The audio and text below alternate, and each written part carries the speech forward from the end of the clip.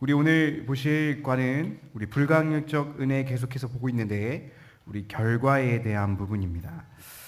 혹시 뭐 기억나실지 모르겠습니다만 우리 저번에 우리가 배운 그 근거 성령의 제가 역사라고도 말했고 쉽게 말하면 구원의 사정인데 우리 쉽게 다들 아시겠지만 한번 해볼까요? 성령님이 우리를 구원에 이르기까지 어떻게 하는지. 성령님이 저희를 언제 어떻게 하시죠? 소명하셨죠. 그렇죠? 그다음 소명 다음 뭡니까? 중생. 그 대답이 힘 차지신 것 같아서 상당히 기쁩니다. 중생은 다른 말로 하면 거듭남 얘기 되겠죠. 자, 그러면은 그 다음은 뭡니까? 회심, 그러니까 믿음과 회개. 회개나 믿음과 회개 두는 동시적인이기 때문에 쉽게 줄여서 회심. 그 다음은 뭐죠? 의롭다 칭하였으니까 칭의.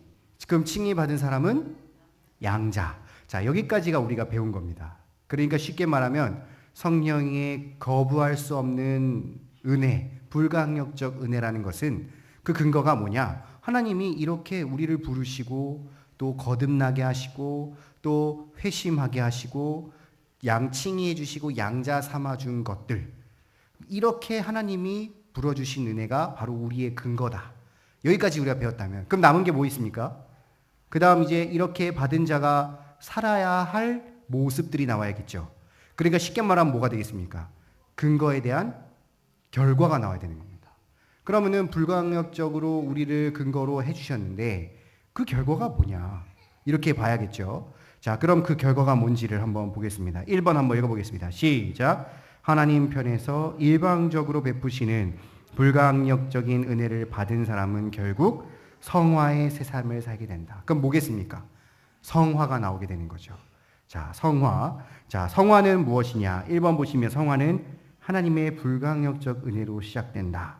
쉽게 말하면요. 성화는 근본적으로 중생시 하나님께서 심으신 새 생명의 씨앗, 거룩한 성향이 발아하여 성장하는 것으로 예수님과의 생명의 연합으로 이루어지는 것, 초자연적 사역으로 시작된다. 이렇게 보시겠지만 그냥 쉽게 말하면 이거죠. 하나님의 이 성도로서 살아가는 거.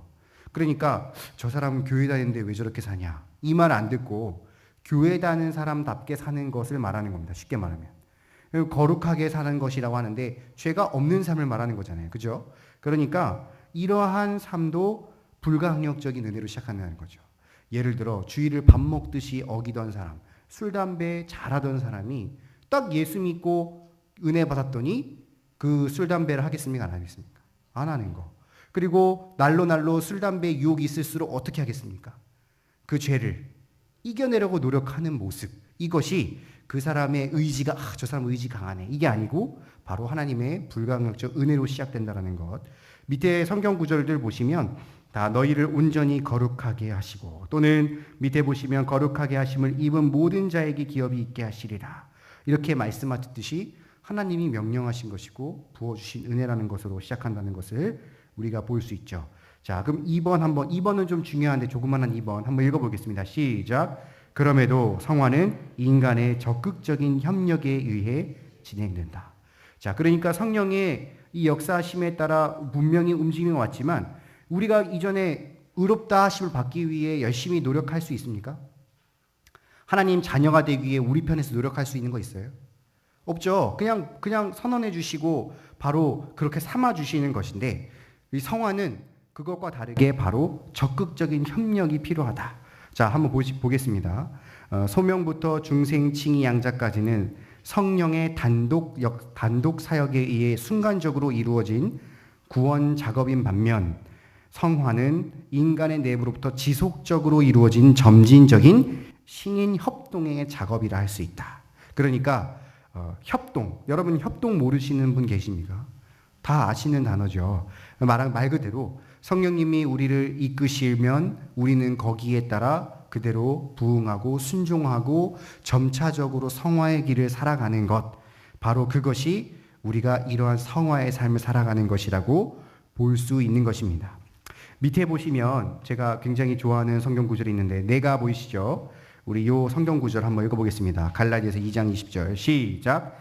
내가 그리스도와 함께 십자가에 못 박혔나니 그런즉 이제는 내가 사는 것이 아니요 오직 내 안에 그리스도께서 사시는 것이라. 이제 내가 육체 가운데 사는 것은 나를 사랑하사 나를 위하여 자기 자신을 버리신 하나님의 아들을 믿는 믿음 안에서 사는 것이라. 더 설명할 필요 없겠죠.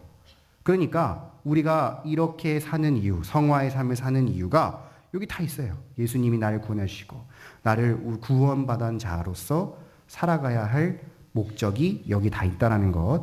그래서 성화는 성령의 적극적인 인도하심으로 행하는 인간의 거룩을 향한 부단한 노력이라 할 수 있으며, 이 성화는 하나님께서 우리에게 베푸신 불강력적 은혜의 결과로 주어지는 것.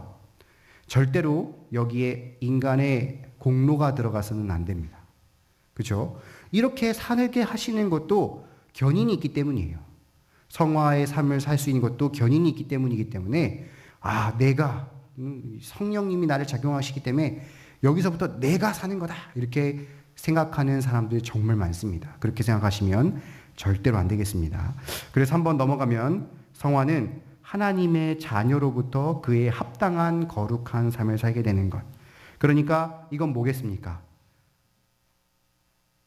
자녀로서 합당한 삶을 산다. 똑같이 성화겠죠. 다른 거는 없습니다. 그래서 영접하는 자고 그 이름을 믿는 자에게는 하나님의 자녀가 되는 권세를 주셨다. 그러니까 하나님의 자녀가 된 우리는 그 자녀에 맞는 신분을 사는 것이 맞다. 그러니까 쉽게 말하면 뭐겠습니까? 제가 이제 아버지가 되는데요. 제가 아버지인데 총각처럼 살면 어떻게 되겠습니까? 안 되겠다라는 말이 막 여기서 나오죠. 왜 좀 그렇게 살면 안 됩니까? 그 아버지는 아버지답게 살아야 되고, 제가 목사인데요.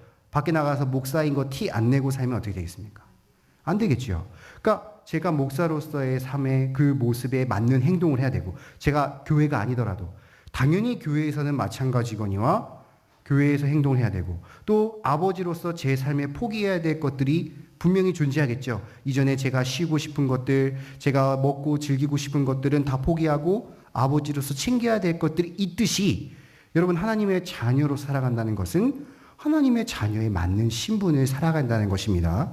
뒤 밑에 보시면 좀 예시가 하나 나와 있는데 한번 읽어보시고, 결론은 뭐냐? 우리가 살아가는 모든 것이 다 하나님을 영광을 위해 살아가는 것. 그게 하나님의 자녀로서 살아가는 것이라는 것을 꼭 기억하시고 되겠습니다.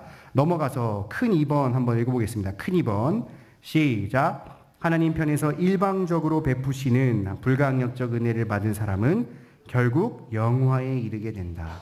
그럼 이제 마지막 뭐죠? 영화 되겠습니다. 그러니까 이렇게 하나님께서 베푸시는 은혜로 예수 안에서 예수를 믿는 자들에게 주는 것, 하나님의 형상을 본받는 자에게 주어지는 것이 바로 천국 입성, 영화가 되겠죠.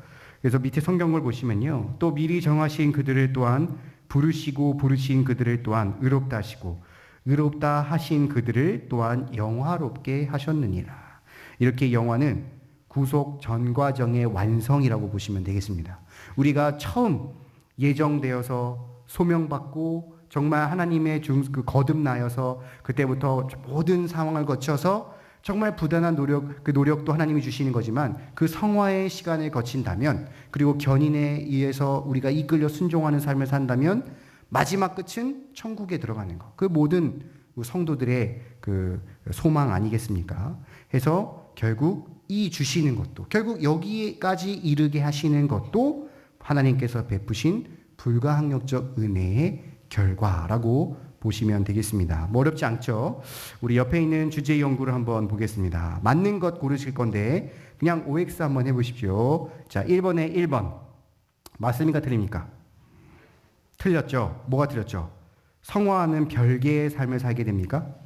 아니죠. 자, 2번은 어떻습니까? 맞고 불가능적 은혜로 시작되고, 3번은요? X죠. 우리가 협력, 신인 협력적 사역이라고 한 것처럼 적극적인 협력이 있어야 하는 것입니다. 4번은 어떻습니까? 맞죠. 여기 딱 정답이 나오죠. 점진적인 신인 협동의 작업이라 할 수 있다. 5번은 어떻죠? 이것도 맞습니다. 은혜의 결과로서 주어지는 것. 6번 어떻습니까? X죠. 왜요? 별개의 문제가 아니죠. 그 신분에 맞는 삶을 살아야 하고. 7번 어떻습니까? 맞고 똑같은 본받는 삶을 살아야 되고 8번 우리 이거 그냥 지나갔는데 모세가 저 하나님의 바로성의 왕자로 살지 아니하고 고난을 받은 삶을 살았던 것은 왜 그랬을까요? 하나님과의 백성 함께 고난받기를 즐거워하였다. 맞을까요? 틀릴까요? 맞겠죠. 그냥 가만히 있었으면 왕자처럼 살 수 있는데 그는 그걸 포기하고 백성들과 함께 고난의 길을 걷는 것 그리고 그것을 즐거워한 것이 바로 하나님의 자녀로서의 신분의 삶을 감당한 것입니다. 9번은 어떻습니까? 맞죠. 똑같이 고난을 즐거움으로 감수하여 적극적으로 성화의 삶을 살아가지 아니할 수 없다. 자, 우리 밑에 있는 교회 기도 제목을 꼭 보시고 모이시고 꼭 기도해 주시면 감사하겠습니다. 기도하겠습니다.